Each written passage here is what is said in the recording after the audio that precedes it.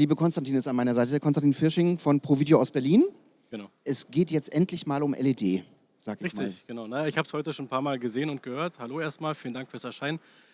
Konstantin Firsching, ich bin Angestellter bei der Firma ProVideo, bin da Prokurist und verantwortlich für den Vertrieb und kämpfe quasi um die Projekte bis hin zur Fertigstellung und Realisierung und zeige heute so ein bisschen, was wir so machen und vor allem, was man im LED-Bereich was so technisch möglich ist. Das sind nicht so Installationen, die unbedingt auf unserem Mist gewachsen sind quasi, sondern die so einfach vielleicht so outstanding sind und uns auch so bewegt haben, in den Bereich mehr reinzugehen. Und genau, da zeigen wir ein paar bunte Bilder und ich sage dazu gerne was, vielleicht auch das eine oder andere Video. Stehen ganz viele Keywords drauf, Effizienz, Flexibilität und Strahlkraft. Eins fehlt mir, und zwar Kreativität. Das machst du jetzt. Genau, ja. Also, ich fange mal an. Hier ist meine Präsentation. Ich muss mich so ein bisschen hier hinter das Pult bewegen, um das zu steuern. Ja, wir machen heute einen kleinen Kurzvortrag, wo es um Projektentwicklung von unserer Seite geht, die so ein bisschen anregen sollen, die Institutionen öffentlich oder privat im Unternehmensumfeld oder in der Universität oder ähnlichem quasi darzustellen. Und da ich kaufmännisch aktiv bin, kann man mich auch jederzeit fragen, in welchen Budgets man sich bewegt oder sowas. Wir als AV Solution Partner stehen auch der Messe zur Verfügung und haben einen eigenen Messestand etwas weiter hinten. Das noch mal ganz kurz dazu. Wir sind ein Verband von 17 Unternehmen hier in Deutschland und Deutschland, Österreich und der Schweiz. Wir sind Integratoren für die Installation und für den Vertrieb von den Produkten, die man hier in der Halle findet, quasi verantwortlich.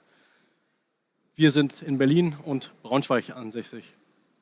Genau, dann fangen wir mal an mit Fakten zu den LED-Walls, die wir so umwerben. Was bietet die LED-Wall?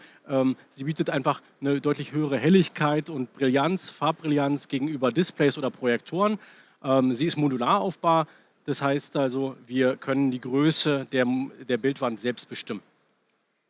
Wir haben beim Thema Wartung deutlich mehr Vorteile als bei vielleicht Projektoren oder Displays, weil wir hatten gerade wieder ein Thema, wo wir einfach ein 110 Zoll Display war es sogar von LG installiert haben beim Kunden, der entsprechende Servicetechniker, nicht unser eigener, eine Leiter gegengehauen hat. Das Display hatte einen Schaden und wir mussten es quasi komplett rückabwickeln und eigentlich was Neues machen.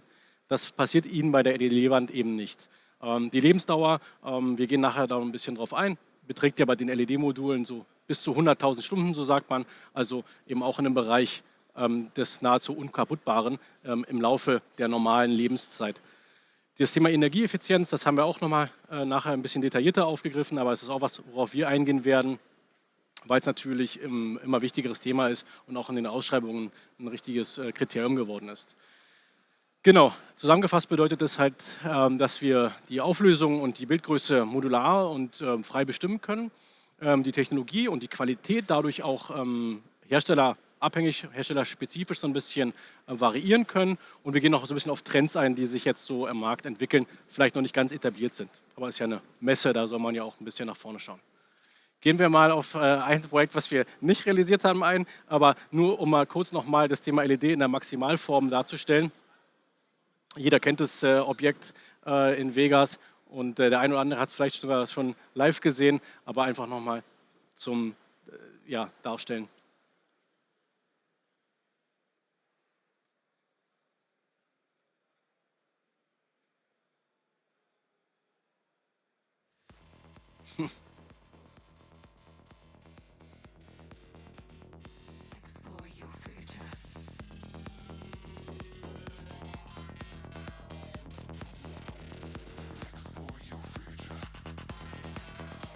Sehr eindrucksvoll und als Opener so ein bisschen gedacht. Genau, wir setzen LED-Wände ein.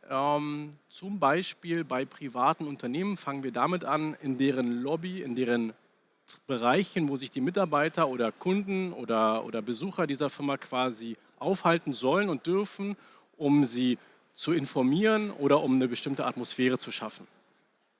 Das bedient also mehrere Aspekte. Unter anderem ist es ganz klar, dass unsere Kunden dort quasi ihr Firmenimage darstellen wollen und ihren Markenauftritt damit so ein bisschen bestärken. Klar ist, dass eine LED-Wall immer noch, wenn sie vor allem so ein bisschen besonders ist, einen gewissen Wow-Effekt liefert und die Leute erstmal so ein bisschen schockiert nahezu oder zumindest abholt und sagt, okay, ich bin hier irgendwo bei jemandem, der sich sehr technisch oder sehr innovativ bewegt am Markt. Genau. Was wir hier sehen, sind Installationen, die wir durchgeführt haben beim Microsoft Headquarter in München. Das Ganze ist schon ein paar Tage her, dennoch eindrucksvoll, weil diese LEDs als sogenannte Chandeliers von der Decke abhängen. Wir sehen es hier mit den Streben quasi zur Befestigung. Dort zeigt Microsoft in ihrer Lobby ihre Ideen und ihre Produkte. Ja, sie zeigen ihre Apps, die sie haben, sie informieren über Nutzer und Download-Daten und Ähnlichem. Es ist einfach so ein Ort des Informierens und des Reinkommens und um eben dieses technische Unternehmen Microsoft quasi zu repräsentieren. Das nächste, was ich zeige, ist der Medienkonzern Bertelsmann in Berlin mit deren Hauptstadtrepräsentanz. Dort haben sie schon im Jahr 2001 eine LED-Decke mit uns realisiert, also schon viele, viele Jahre her. Diese Decke, die wir jetzt hier sehen, befindet sich im Wintergarten und hat eine Gesamtbreite von 9 Metern und ist eben in diesem Medienkonzern dafür da, um auch wirklich so Kreativität und ja, bestimmt diese Medienkonzernstruktur den Besuchern des Hauses darzustellen. Da sind viele Festakte und ja, Veranstaltungen und dort soll das eben nicht nur zum trockenen Austausch dienen, sondern eben auch so ein bisschen inspirieren. Da balanciert jetzt quasi jemand dran, lang. An Silvester zeigen die Leute dort ein Feuerwerk und wenn es regnet, scheint dort die Sonne im Wintergarten. Wie gesagt, das ist jetzt die zweite Wand, die dort installiert ist an der Decke. Die Wand ist auch wie das Ursprungsmodell quasi, wie auf dem linken Bild gut zu sehen, auf eine Wartungshöhe runterzufahren, sodass die Techniker quasi zur Wartung gut an die einzelnen Komponenten rankommen. Man sieht so ein bisschen die Cabinets, die da quasi an der Leiter noch ausgebaut sind. Da sieht man die Modularität. Wenn was quasi ein Pixel defekt ist, kommen wir jederzeit ran und haben durch die Möglichkeit der Spare Parts immer ein passendes Produkt zum Austausch da. Das ist rechts nochmal das Gleiche, aber aus einer anderen Perspektive. Weiter geht's. Auch hier beim Kunden, das ist das letzte Bild dazu, ist quasi ein Konferenzbereich eher. Auch hier eine modulare LED-Wand im Einsatz. Klar ist, dass Sie in diesem Bereich natürlich nicht nur präsentieren, sondern eben auch dort, wir hatten Bilder gesehen, wo Sie quasi Ihren Content haben, um die eigene Außenfassade oder um quasi ein Fenster zu simulieren. Ja? Dass Sie eben, wenn die LED-Wand nicht genutzt wird, einen Content draufgeben, der dann auch wirklich anschaulich ist. Ansonsten werden Wände eingesetzt, um Leute zu informieren. So eine Art Town Hall, so eine Art Marktplatz bei Unternehmen, wo hier die Firma Scout ihre Mitarbeiter informiert über Neuankömmlinge, die das Unternehmen eingestellt hat, über gewisse Informationen, wo sich das Unternehmen hinentwickelt. Die LED-Wand ist immer kombiniert als System, hier in dem Fall mit Phone-Lautsprecherzeilen auf Höhe der LED-Wall und Subbässen an der Decke, damit die dort auch ein bisschen was feiern können oder ein bisschen Emotionen in den Klang reinbringen. Ein weiteres Beispiel, genau. Hier ist eine Touchwand eingerichtet. Das ist auch so ein Eingangsbereich, so ein Frontdesk-Bereich. Über die Touchwand können sich die Mitarbeiter sogar oder die Gäste Informationen ziehen, surfen, browsen, was auch immer, aber haben eben eine Touchwall zur Verfügung in einer 2,50 Meter mal 2,50 Meter Breite, sprich im 1:1 Format halt. Ein klassischer Einsatz eher so im Versicherungsumfeld als große Präsentationsfläche. Auch hier sehen wir die Lautsprecherzeilen. Sieht so ein bisschen aus wie mit Ambiente-Licht gemacht durch die Scheinwerfer, aber auch ein sehr schlüssiges System mit 265 Zoll Wänden hier im Campus der Swiss Life. Thema Eingangsbereich und Lobby. Hier ist eine auch Sonderformat LED-Wall. Diesmal nicht 1:1, sondern halt eine sehr breite Wand mit 9,5 Metern Breite und einer Höhe von ca. 1,70 Meter, 1,80 Meter, wo halt auch viel Lauftext oder einfach kreative Inhalte laufen können. Das ist in dem Fall hier für ein Forschungsinstitut in Deutschland und soll auch so ein bisschen zeigen, was machbar ist. Dann haben wir hier bei einem Unternehmen, was mit Goldhandel sich sozusagen beschäftigt, ja, der deutsche Marktführer Degussa. Die haben einen Raum im Keller ihres Gebäudes, ihres Museums, eine sogenannte Goldkammer, und die ist quasi ringsherum komplett mit LED verkleidet. Das Ganze ist, davor ist eine schützende schützende Glasmaterialien, wenn man so möchte. Jetzt zeigen sie dort die Skyline von Frankfurt, aber sie haben eben auch dort unterschiedlichste Möglichkeiten für die Darstellung. Das ist ein richtig immersives Raumerlebnis. Leider nicht mehr zugänglich, aber deswegen soll man auch so ein bisschen Insights bekommen in die Installation. Als nächstes ist klar, dass wir auch über Themenparks, ja, Sportveranstaltungsstätten und so weiter reden. Hier ist ein AG-Würfel, wenn man so möchte. Das ist der Würfel der Eintracht Frankfurt, beziehungsweise im ehemaligen Deutschen Bankpark. Man sieht das Logo noch, das ist jetzt ja ersetzt worden. Aber hier ist wirklich mit geschwungenem LED-Material eine Installation gemacht worden. Und es war damals eben der modernste LED-Würfel Europas. Eine ganz große Installation mit, ich glaube, ja, genau, wir haben hier die Pixelanzahl nochmal, 7 Tonnen Gewicht, was quasi dort an diesem Dach, was sich ja auch öffnen kann, installiert ist. Also was ganz Besonderes. Wir machen mehr und mehr Installationen natürlich auch an LEDs, wo vorher vielleicht der große leistungsfähige Projektor installiert war. Das betrifft ganz klar so Hörsäle, wo sie früher, weiß ich nicht, Projektoren hatten mit 30, 40, 50.000 Ansilumen. Dann sollen die auch noch im Audimax 4K können, weil das nun mal State of the Art ist. Solche Projektoren kosten natürlich auch dann mal schnell 80, 100.000 Euro. Wenn man dann auch eine Stereoprojektion machen möchte, um mehrere Inhalte gleichzeitig darzustellen, bietet sich für uns mittlerweile einfach die LED deutlich besser an. Sie ist eben wartungsfreier und wir haben dem Kunden gegenüber eine viel höhere Zugriffsmöglichkeiten, als wenn der wassergekühlte Projektor nicht funktioniert, dann kannst du eigentlich deine Vorlesung sausen lassen. Im Vergleich zu einem Modul oder einem Panel ist vielleicht mal beschädigt.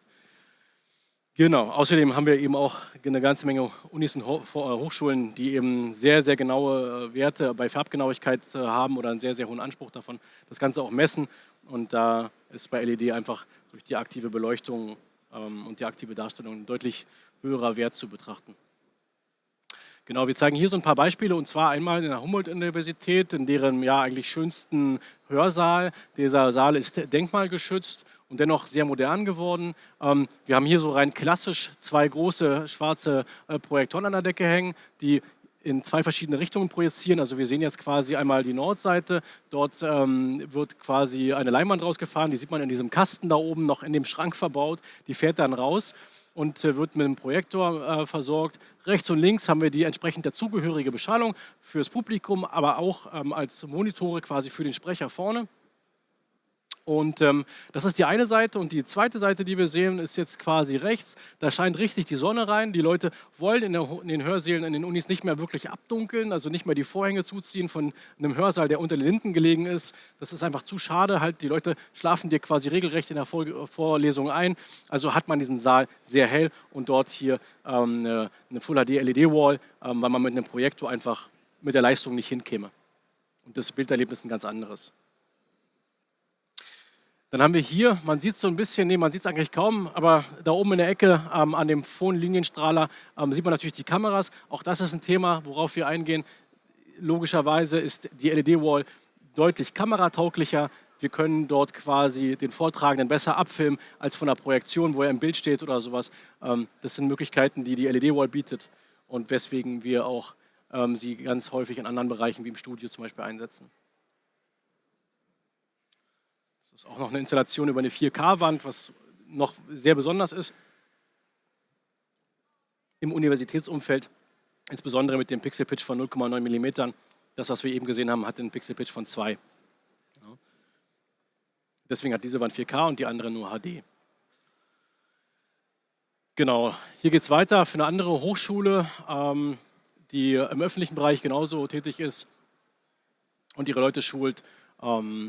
Einfach, man sieht schon die Größe der Tür im Vergleich zur Größe der Wand. Dort mit einem 100 Zoll oder größer Display reinzugehen, wäre nicht schön. Ist nicht schön für den Rücken unserer Techniker.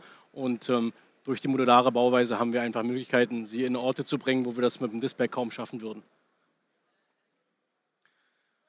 Genau, hier ist noch ein Auszug aus einem Ministerium, wo wir sie einsetzen. Leider kommt das Schwarz, glaube ich, nicht perfekt rüber, aber wir haben hier eine LED, die quasi als System in einem Möbelstück integriert ist. In dem Möbel ist eine Kamera, die an einen Cisco-Codec angeschlossen ist. Es sind Lautsprecher verbaut, die hinter so Gasen verkleidet sind. Also es ist ein geschlossenes System, sodass der Kunde eigentlich gar nicht viel sieht, außer einen großen Monitor. Und man hat immer den Richtungsbezug zum Bild durch die Lautsprecher, die integriert sind, und durch die Kamera, die mich quasi erfasst, damit die Leute, die quasi gegenüber sitzen in der Videokonferenz, auch die Leute von vorne sehen und nicht ihren Hinterkopf. Weiter im öffentlichen Bereich ist es auch was Besonderes. Es ist in der Kreistag gar nicht weit, zumindest auf dem Weg von Berlin nach Hamburg. Der Landkreis Ludwigslust und Parchim hat sich zusammengeschlossen zu einem Landkreis und haben deswegen quasi ein gemeinsames Parlament, wenn man so möchte. Und dort ist eine 220 Zoll LED-Wand im Einsatz mit wieder dem 1,9, 2 mm Pixel-Pitch, wo sie dann auf eine Auflösung von 4K nativ kommen. Das sind so ein paar Installationen, die wir in der Vergangenheit abgeschlossen haben, auf die wir sehr stolz sind, also mit Ausnahme des Viers. Und gerne stehen wir für diese Fragen, die sich dazu ergeben können, auch zur Verfügung. Ich zeige nochmal ein kleines Video gleich, was mich inspiriert hat, so LED in Kombination auch mit Content interessant zu finden. Los geht's. Hier sehen wir eine Installation von Salesforce. Ich glaube, das ist in San Francisco und das ist deren Eingangsbereich, den sie vor 7, 8 Jahren, muss es schon her sein, mit einer 4 mm Wall ausgestattet haben. Dieser Wald, dieser Zugang zu den Fahrstühlen, jetzt gleich das Wasser, das sind wirklich die Kombination aus Inhalt und der Wand ist ganz stark. Auch hier sieht man, die Auflösung ist gar nicht so hoch. Das sind 2 4K-Wände nebeneinander in der Breite, aber die Auflösung in der Höhe ist ja nur 812 Pixel. Und dennoch wirkt es recht brillant, auch durch mein konvertiertes YouTube-Video.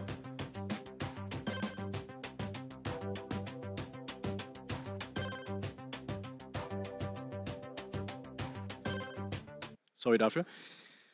Genau, noch so ein paar Impressionen aus abgeschlossenen Projekten, wo wir nochmal so All-in-One-Systeme sehen, sprich LED-Wall kombiniert mit Lautsprechern, ein bisschen Technik, die quasi als Hardware dazwischen ist, in diesem Möbelsystem verbaut. Die Kamera ist immer unterhalb des Displays, was quasi die Idealposition ist, um die Leute von vorne zu erfassen.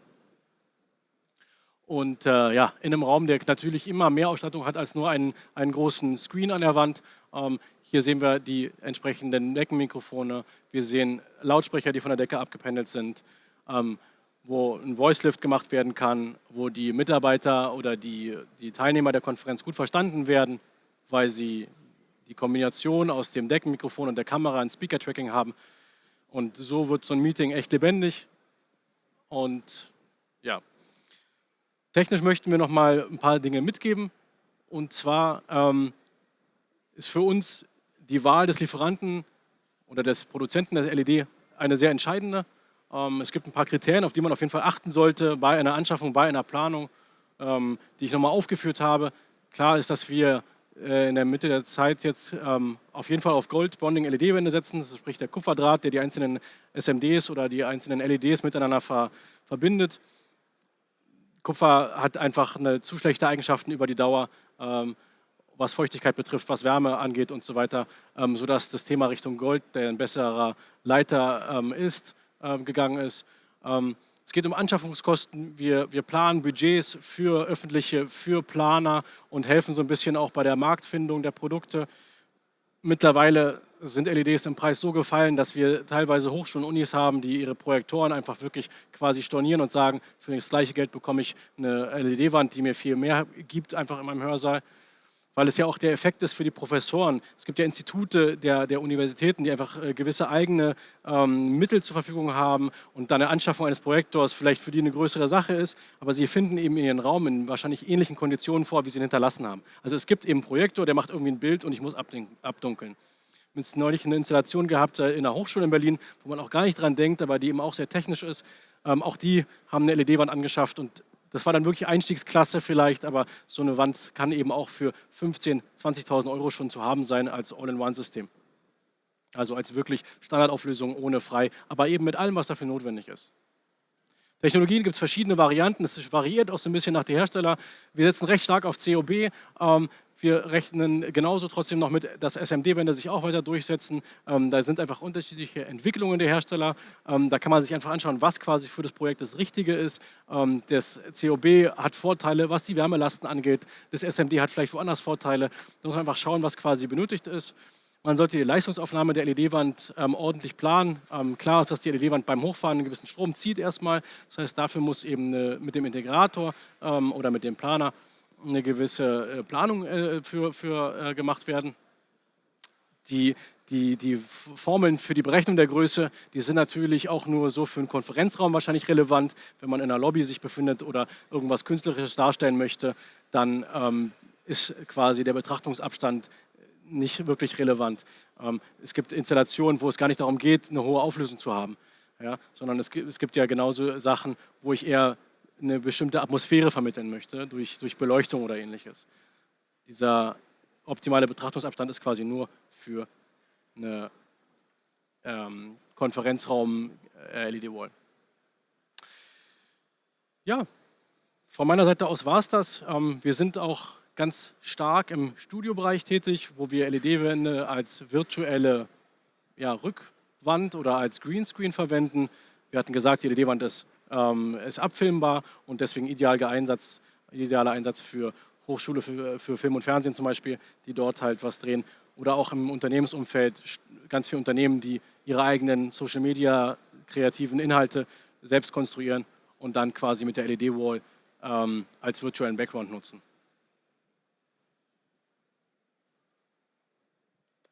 Das war's?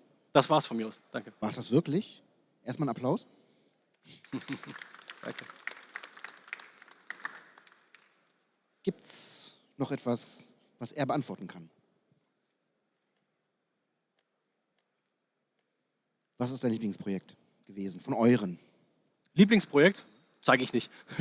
Nee, Lieblingsprojekt gibt es nicht. Wir haben eigentlich nur nette Kunden und nette Partner im Lieferantengeschäft, also kann ich nicht sagen. Also klar war Microsoft so ein Gamechanger für uns am Markt, dass viele Unternehmen, also egal wer, ob es eine Scout ist oder andere, in Anführungszeichen Startups, die haben sich das angeschaut und geguckt, wie arbeiten wir denn in 10 Jahren in Deutschland oder in 5 Jahren halt. Ne? Also da ging es dann darum, dass die Arbeitsplätze nicht mehr fest sind, sondern jeder sein Microsoft Surface Book aus dem Regal nimmt und dann sich einen Arbeitsplatz sucht. Und da hat man so einen krassen Sprung bei uns intern gesehen, aber wir haben keinen Liebling oder so. Also. Nicht alles, was möglich ist, ist nötig. Wenn du jetzt sagst, ich habe jetzt ganz viele Projekte gezeigt, ich frage trotzdem nochmal nach dem Lieblingsprojekt. Wo holst du dir deine Inspiration von anderen? Ich finde es eigentlich am spannendsten, wenn das Projekt abgeschlossen ist. Wenn wir merken, dass wir durch den Baufortschritt ein Bild drauf geben und einen Ton raus haben aus der Anlage. So. Das holt mich halt ab, weil das echte Emotionen sind, so was uns dann irgendwie so befriedigt halt. Das ist vielleicht wie man seinen Rasen mäht. Man sieht irgendwie einen Prozess, man sieht, dass man was bewirkt so halt. Und ich will jetzt keine Floskeln schlagen. Ja? Ich find das alles schön und deswegen mache ich das. Du legst dich einfach nicht fest, was dein Liebling ist. Okay, gut. Konstantin, herzlichen Dank. Danke dir. Für deinen Impuls. Wir sind jetzt mit der Messe am Ende, mit den Vorträgen. Großartiger Abschluss. Nochmal einen Applaus für dich. Danke.